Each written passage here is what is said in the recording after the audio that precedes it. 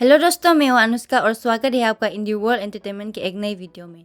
तो आज हम देखेंगे कि मुकेश अंबानी के बेटे आनंद अंबानी के प्री वेडिंग सेरेमनी के बारे में कोरियन मीडिया और लोगों का कैसा रिएक्शन था। जब भी इंडिया के बारे में कोई नेगेटिव न्यूज उनके मीडिया दिखाते हैं तो मिलियंस में व्यूज चला जाता है, लेकिन जब इंडिया के पॉजिटिव साइड्स या फिर ऐसा वीडियो जहाँ दिखाया जाता है कि इंडिया में कितने अमीर लोग रहते हैं तो उन वीडियोस को कोरियन ज्यादा नहीं देखते। तो इससे हमें ये पता चलता है कि मेन कल्प्रिट कोरियन मीडिया नहीं बल्कि कोरियन लोगों का ही एक बड़ा सा सेक्शन है। बहुत सारे कोरियन मीडियाज एंड चैनल्स ने इस न्यूज को कवर किया है और इन जनरल नेगेटिव के साथ साथ कोरियन मीडिया इंडिया के बारे में पॉजिटिव न्यूज भी दिखाते हैं, लेकिन उन वीडियोस में कुछ ही हजार व्यूज मिलते हैं क्योंकि वो लोग इंडिया के ग्रोथ से काफी ज्यादा जेलस है। And this video is no exception. तो चलिए आज का वीडियो देखते हैं। बाय द वे, आप इंडी वर्ल्ड एंटरटेनमेंट जो कि ऑलरेडी एक एस्टेब्लिश चैनल है, अगर आप मेरे चैनल में जो है मेरा 49% का पार्टनर बनना चाहते हैं तो मुझे कांटेक्ट कीजिए इस नंबर पे।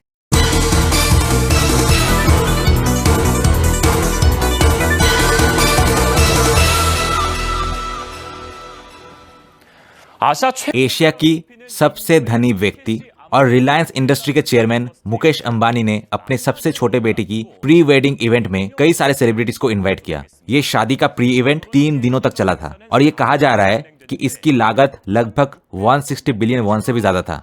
चलिए इस वर्ल्ड इशू पर रिपोर्टर होंग जी जियोंग से बात करते हैं। तो मैंने सुना है कि इंडिया के सबसे रिचेस्ट मैन के बेटे के शादी के प्री इवेंट में बिल गेट्स और जुकेनबर्ग सहित काफी सारे सेलिब्रिटीज ने इंडिया को विजिट किया था। चेयरमैन मुकेश अंबानी, जिन्होंने 2018 और 2019 में अपने बेटी की धूमधाम से शादी की थी, एक बार फिर से उन्होंने शानदार पार्टी रखी। फॉर्मर यूएस प्रेसिडेंट ट्रंप की बेटी सहित 1200 से भी ज्यादा लोगों ने इंडिया में गुजरात को विजिट किया। इस 3 दिन के सेलिब्रेशन में माइक्रोसॉफ्ट के फाउंडर बिल गेट्स, मेटा के सीईओ मार्क जुकरबर्ग, इवानका ट्रंप और ट्रंप की वाइफ भी आई थी।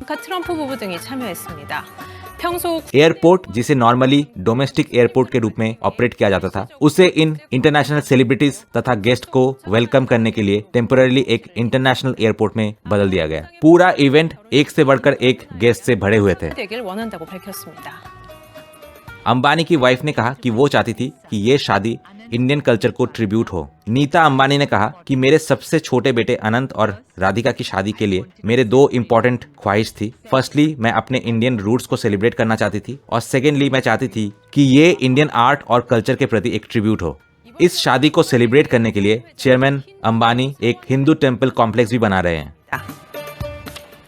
तो शादी को सेलिब्रेट करने के लिए शादी के 4 महीने पहले ही ऐसा एक इवेंट अंबानी ने रखा है ना। मैंने सुना है कि शादी जुलाई में है, लेकिन ये इवेंट 4 महीने पहले से ही शुरू हो गया। क्या मैं सही हूँ? चेयरमैन मुकेश अंबानी के बेटे अनंत और राधिका मर्चेंट की शादी जुलाई में इंडिया के गुजरात में होने वाली है। शादी से पहले 1 से 3 तारीख तक गुजरात के जामनगर 3 दिनों के लिए एक pre wedding ceremony event organise किया गया था। गुजरात के जामनगर, जहां रिलायंस की ऑयल रिफाइनरी लोकेटेड है, वहां एक बड़ा सा कॉन्सर्ट ऑर्गेनाइज किया गया। यूनिक इंडियन डांस और सॉन्ग की प्रदर्शन हुई। पॉप स्टार रिहाना का भी एक परफॉर्मेंस ऑर्गेनाइज किया गया था वहां पे, और ये कहा जा रहा है कि रिहाना को इस परफॉर्मेंस के लिए 9 बिलियन वॉन से भी ज्यादा पैसे दिए गए। चेयरमैन मुकेश अंबानी को लगभग 50,000 लोकल रेसिडेंट्स को इनवाइट करते और पर्सनली खाना परोसते हुए भी देखा गया है। बताया जा रहा है कि इस वेडिंग इवेंट में दर्जनों से भी ज्यादा शेफ मौजूद थे, जिन्होंने दुनिया भर से आए गेस्ट को 500 से भी ज्यादा डिशेस और 500 से भी ज्यादा तरीके के खाने को परोसा। बताया जा रहा है कि इन गेस्ट ने जंगल थीम्ड कॉस्ट्यूम्स पहने थे और एक एनिमल रेस्क्यू सेंटर को विजिट भी किया था, जहां हाथी और दूसरे एंडेंजर्ड एनिमल्स को पाला जाता है। The scale is truly enormous. Chairman Ambani को दुनिया के टॉप 10 सबसे अमीर लोगों के बीच में से भी गिना जाता है। रिलायंस इंडस्ट्रीज किस तरह की कंपनी है?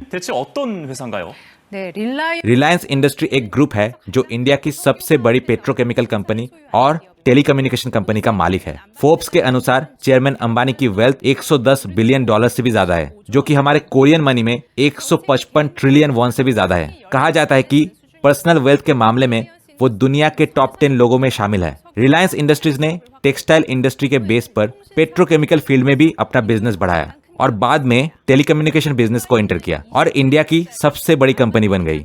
इंडिया के मुंबई में चेयरमैन अंबानी की 27 स्टोरी की मैंसन दुनिया के सबसे एक्सपेंसिव प्राइवेट रेसिडेंस के रूप में भी फेमस है। इस बार उनके यंगेस्ट सन अनंत अंबानी की जिस दुल्हन से शादी हो रही है, कहा जाता है कि वो Indian pharmaceutical company encore healthcare के सीईओ की बेटी राधिका मर्चेंट है।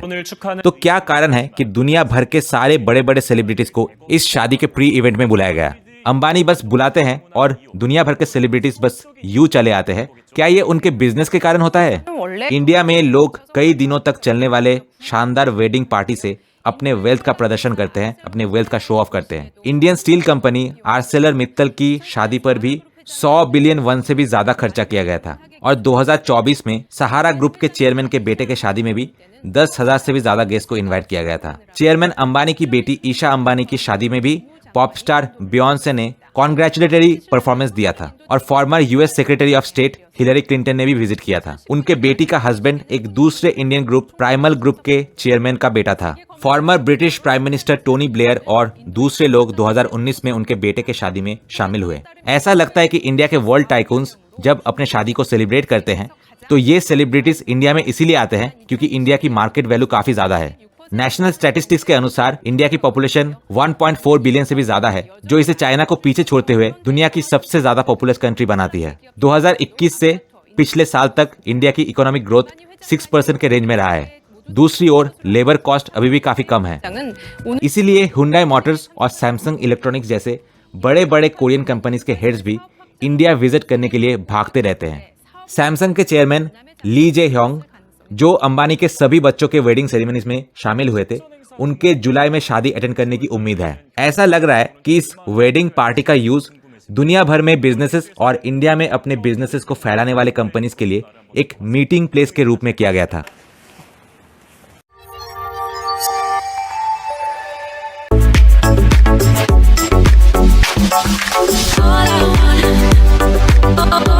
यूजर एससी ने लिखा है कि यह सुनने में हर्ष लगता है। इंडियन रिच लोगों का एक अलग ही क्लास है, वो एक फैंसी लाइफ जीते हैं। उसके रिप्लाई में मयूर के ने लिखा है कि कोरिया में भी अल्ट्रा वेल्दी लोग हैं जो सच में कोरिया में लोग को खरीद सकते हैं। Our country tries not to show its wealth, haha. The culture is different. उसके रिप्लाई में मैंने लिखा है कि शो ऑफ तो आप अपने औकात से ज्यादा ही करते हो। आपके देश में मेकअप और प्लास्टिक सर्जरी को लेके जो ऑब्सेशन है वो शो ऑफ के लिए ही तो है। और जहाँ तक वेल शो ऑफ की बात है तो इनके 70% ड्रामा में हीरो किसी कंपनी के सीईओ है। इंडियंस तो रियल लाइफ में मेजोरिटी कंपनीज में सीईओ है। अब इंडिया के बराबरी तो कर नहीं सकते, इसीलिए अपना फ्रस्ट्रेशन अपने ड्रामास में निकालते हैं। अंबानी के लेवल का शो ऑफ करना तो अब चाहते हैं, लेकिन उसके लिए औकात होना भी तो ज़रूरी है। अभी इस वीडियो में जैसे कि आपने देखा, उनके देश के सबसे बड़े कंपनी के सीईओ अंबानी के एक इशारे में ही वो अंबानी के वेडिंग में बर्तन उठाने चला जाता है। लेकिन क्या अंबानी को किसी कोरियन कंपनी के चेयरमैन के वेडिंग में जाते देखा है? उसके बाद नोअमर ने लिखा है कि हमें साउथ कोरियन नहीं पसंद, इसीलिए we would rather invite the north Korean leader. User NU9 ने लिखा है कि भारत में कई लोग कास्ट सिस्टम से सफर करते हैं और कई महिलाएं और बच्चे सेक्सुअल एब्यूज के कारण बदतर लाइफ जीते हैं, लेकिन कोरिया में मेरे जैसे लोग भी हैं। मैं काफ़ी लोगों को रोते हुए सुन सकता हूँ। अपने बच्चों के लग्जरियस वेडिंग पर काफ़ी सारा पैसा खर्च करके मुझे नहीं लगता कि मुझे खुशी मिलेगी। यह सब शादियाँ पॉइंटलेस नॉनसेंस है। उसके रिप्लाई में कावत्री ने लिखा है कि कास्ट सिस्टम इंडिया में इलीगल है, और रही बात पैसों की तो इंडिया 5th सबसे बड़ी इकोनॉमी है। मुझे नहीं पता कि आप किस दुनिया में जी रहे हैं। इसके अलावा इंडिया में मिडिल क्लास पॉपुलेशन सबसे ज़्यादा है। उसके रिप्लाई में मयूर ने लिखा है कि शायद आपको ग्लोबल पॉवर्टी के बारे में सोचने से पहले अपने फ़ोन को फेंक कर अपने लिए कोई जॉब ढूंढना चाहिए। यूज़र ZV6 ने लिखा है कि मैं इंडिया से कहना चाहूँगा कि वो उस पैसे का यूज़ अपने कंट्री में एजुकेशन पर फोकस करने के लिए करे। उसके रिप्लाई में मैंने लिखा है कि स्ट्रीट इंटरव्यू में बेसिक कुछ ज्योग्राफी और मैथ्स के सवाल पूछिए, स्किन में मेलानिन का क्या रोल है वो पूछिए, और आपको पता चल जाएगा कि एजुकेशन में खर्च करने की किसे ज़रूरत है। जिन ने लिखा है कि अगर आप पेपर टाइगर इंडिया को देखते हो तो कोई फ्यूचर नहीं दिखता। जब तक इंडिया स्टेटस रिच और पुअर के बीच का डिफरेंस ख़त्म नहीं करता तब तक इंडिया का कुछ नहीं हो सकता।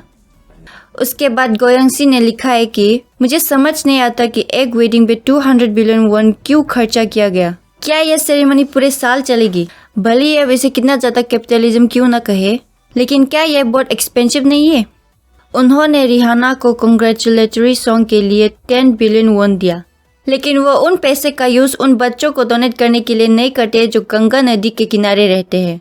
उसके रिप्लाई में मैंने लिखा है कि आपकी बात हम मान भी लेते हैं, तो ये बताइए कि आपके देश के रास्तों में जो बेघर बच्चे रहते हैं उन्हें आपने कितना डोनेट किया। अगर आप इतना ही डोनेट करने वाले होते तो यूट्यूब में बेफिजुल के कमेंट्स करके टाइम पास नहीं कर रहे होते। बात तो सही है। जेनाट्स ने लिखा है कि एक शेमफुल रिच पर्सन के रूप में जीना सच में शेमफुल हो सकता है। इसमें 1 ट्रिलियन वन लगे होंगे ना? मुझे नहीं पता कि 1 ट्रिलियन में लाइफ कैसे हो सकता है, मुझे जानने की ज़रूरत भी नहीं।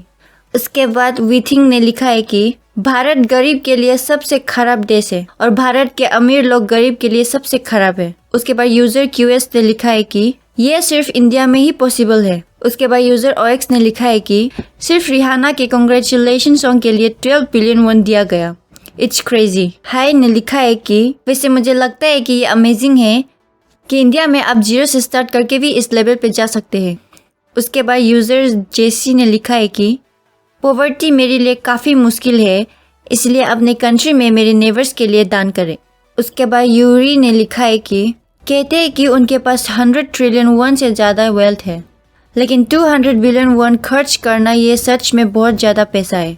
जब अब हमारे कंट्री में ऐसे लोगों को देखते हैं जिनके पास घर खरीदने के लिए पैसा नहीं और मुश्किल से लोन मिलते हैं, और दूसरे और इंडिया में ऐसी शादी करने के लिए हज़ारों डॉलर खर्च करते हैं, तो ये इस तरह से शादी क्यों करते हैं? मैं भी ऐसा शादी करना चाहूँगा, हा हा हा। उसके बाद यूज़र JE ने लिखा है कि Hyundai फैमिली ने बहुत पैसा खर्च किया लेकिन उन्होंने ऐसा शादी नहीं की। यहाँ तक कि उनके डॉटर और डॉटर इन लॉ ने भी सेम ड्रेस पहना था जो उनके पेरेंट्स ने पहना था, और वो अपने शादी के लिए हमेशा पब्लिक रिलीजियस फैसिलिटी का यूज़ करते हैं। अगर आप इस तरह का दिखावा करते हैं और फिर डाइवर्स हो जाता है तो इसका कोई फ़ायदा नहीं है। तो दोस्तों आज का वीडियो ये पे ख़त्म करती हूँ, मिलती हूँ आपसे नेक्स्ट वीडियो पे। Bye bye.